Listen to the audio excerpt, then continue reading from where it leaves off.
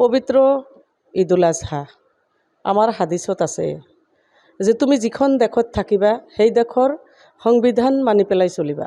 গতিকে আজি এইবাৰ আমাৰ পবিত্ৰ যিটো ঈদুল আজহা ইয়াৰ কুৰবানীক লৈ পেলাই আমাৰ অসমৰ মুখ্যমন্ত্ৰী মাননীয় হিমন্ত বিশ্ব শৰ্মা ছাৰ বিভিন্ন দল সংগঠনে যেনেকুৱাকৈ কুৰবানীৰ প্ৰতি এটা আহ্বান জনাইছিলে, আমাৰ মানুহে সেই আহ্বানক তেওঁলোকে শিৰ নত কৰি পেলাই মানি লৈছে। আৰু এইটো মই কালিও এটা চেনেলক মই কৈছোঁ যে যেতিয়া কুৰবানী আমাৰ মানে প্ৰচলিত হৈছিলে তেতিয়া গৰু নাছিল, তেতিয়া উট, দুম্বা, ভেড়া এইবিলাকেই কুৰবানী কৰিছিলে। কুৰবানীটো মনৰ কথা, আত্মাৰ কথা আৰু পৰম দয়াময় মহান ৰাব্বুল আলমিনে কবুল কৰিবনে নাই তাৰ ওপৰতো কথা আছে। গতিকে কুৰবানীক এইবাৰ সকলোৱে যিটো আহ্বান মানিছে, সকলো জাতি ধৰ্মৰ মানুহ যিহেতু আমি ভাৰতবৰ্ষত থাকোঁ, আমাৰ অসম দেশত আমি আছোঁ, কোনো ধৰ্মাৱলম্বী মানুহে যাতে আমাৰ কুৰবানীৰ জৰিয়তে তেওঁলোকৰ ধৰ্মত আঘাত নহয়, তেওঁলোকে যাতে বেয়া নাপায় তাৰ প্ৰতি দৃষ্টি ৰাখি পেলাই এইবাৰ মানুহে যিটো ব্যতিক্ৰম ধৰ্মী এটা পদক্ষেপ হাতত লৈছে, মই সেই পদক্ষেপক আদৰণি জনাইছোঁ। আৰু সকলোৱে খুব শান্তি সম্প্ৰীতি বজাই ৰাখি পেলাই কুৰবানী কৰিলে এই আমাৰ সমন্বয়, এই আমাৰ অসম, এই আমাৰ ভাৰতবৰ্ষ। এইটো ক'বলৈ ইতিহাসত এক যিটো প্ৰথা চলি আহিছিল কিন্তু এইবাৰ তাৰ সলনি হৈছে। ইতিহাস সদায় সলনি হৈ আহিছে, যুগৰ লগত ইতিহাসৰ সলনি হোৱাটো দৰকাৰ, প্ৰয়োজন। আমি সদায় যে এটা গতিত চলিব লাগে সেইটো নহয়। পৰম্পৰাগতভাৱে আমি বিভিন্ন সময়ত বিভিন্ন মানে পৰিস্থিতিৰ লগত মিলি আমি চলিব লাগিব। আমি সকলো মানুহে একত্ৰিত হৈ পেলাই গণতান্ত্ৰিক পদ্ধতিৰে আমি বসবাস কৰি আহিছোঁ। সকলোৰে নিজা নিজা ধৰ্ম আছে, আমাক কুৰবানী কৰাততো বাধা দিয়া নাই, কুৰবানী কৰিব দিছে, কুৰবানী কৰিব লাগে, কুৰবানী হ'ব লাগে, কুৰবানী মহান ৰাব্বুল আলমিনে তাতে গ্ৰহণ কৰিব লাগে। তো খুব ভাল এইবাৰৰ পদক্ষেপটো। আৰু অহা দিনতো পৰিৱৰ্তন আৰু হোৱাৰ আমাৰ প্ৰয়োজন আছে।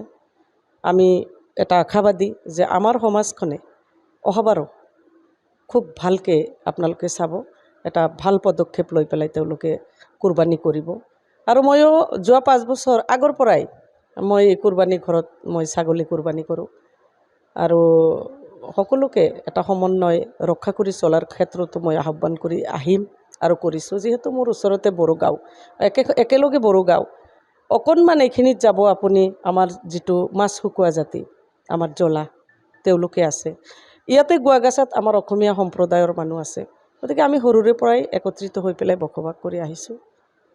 এইবাৰৰ পদক্ষেপটো মই সকলো আমাৰ ধৰ্মাৱলম্বী মানুহখিনিকো মই খুব ভাল পাইছোঁ আৰু তেওঁলোকৰ যিটো পদক্ষেপ মই আদৰি লৈছোঁ, গ্ৰহণ কৰিছোঁ।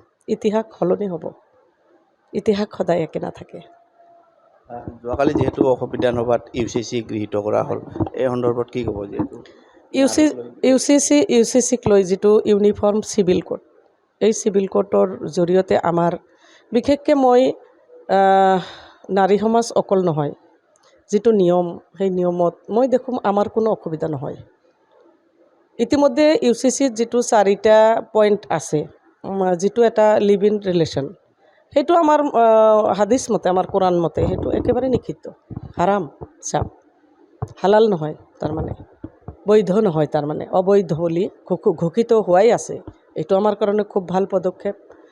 আৰু যিটো বহুবিবাহ, আমি জানো আমি নাৰী, এজন নাৰীৰ গিৰিয়েকে যেতিয়া তেওঁক থৈ পেলাই বিয়া পাতে, দ্বিতীয় বিয়া পাতে, সেই নাৰীজনৰ সমাজত মই বহুত দেখি পেলাই আহিছোঁ কিমান তেওঁলোকৰ যে মানে আলাই আথানি অৱস্থা হয়। এইটো আমাৰ কাৰণে খুব ভাল এটা পদক্ষেপ লৈছে। সম্পত্তিৰ ক্ষেত্ৰত ইতিমধ্যে আমাৰ মুছলিম সমাজ ব্যৱস্থাত আমাৰ ছোৱালীয়ে সম্পত্তি পায়, 1/3 দিয়া হৈছিলে, এতিয়া সমান ভাল পাইছোঁ, মই আদৰি লৈছোঁ এইটোকো।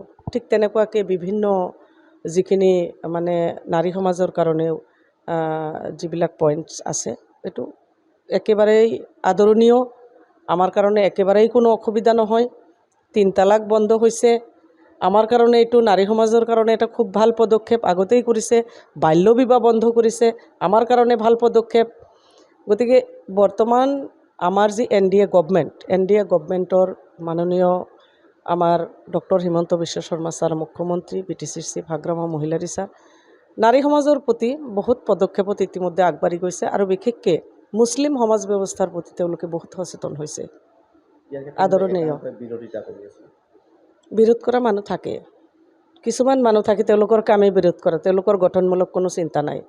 বিৰোধ কৰি পেলাই কি কৰিব পাৰিছে? একো কৰিব পৰা নাই, কাৰণ সপক্ষে কথা কোৱা মানুহ বেছি, বিপক্ষে বিৰোধ কৰি পেলাই একো কৰিব নোৱাৰে। এইটো বিৰোধ কৰাই তেওঁলোকৰ কাম। তেওঁলোকে কেনেকুৱাকৈ এইটো সহমত প্ৰকাশ কৰিব? বিৰোধী দল বুলি আজি আমাৰ অসম বিধানসভাত কেইজন আছে? কালি অসমৰ মুখ্যমন্ত্ৰী কি কৈছে? আপোনালোকে যদি হুলস্থুল কৰে যাব পাৰে, আমাৰ অলৰেডি 2জন আমাৰ আছেই। ৰাইজে দেখুৱাই দিছে, ৰাইজৰ ৰায় যে আমি আমাৰ NDA গভমেণ্টত থকা গোটেইখিনি প্ৰতিনিধিক আমি ভাল পাওঁ, তেওঁলোকৰ প্ৰতিটো পদক্ষেপক আমি আদৰি লৈছোঁ। এইটো ৰাইজৰ ৰায়, ৰাইজে দিছে। বিৰোধিতা কৰিও একো কৰিব নোৱাৰে। আৰু এই চিভিল কোৰ্টৰ জৰিয়তে নাৰী সমাজ, মুছলিম সমাজ ব্যৱস্থা, সকলো জাতি সম্প্ৰদায় কাৰো ক্ষতি নহয়, ভালহে হ'ব এইটো।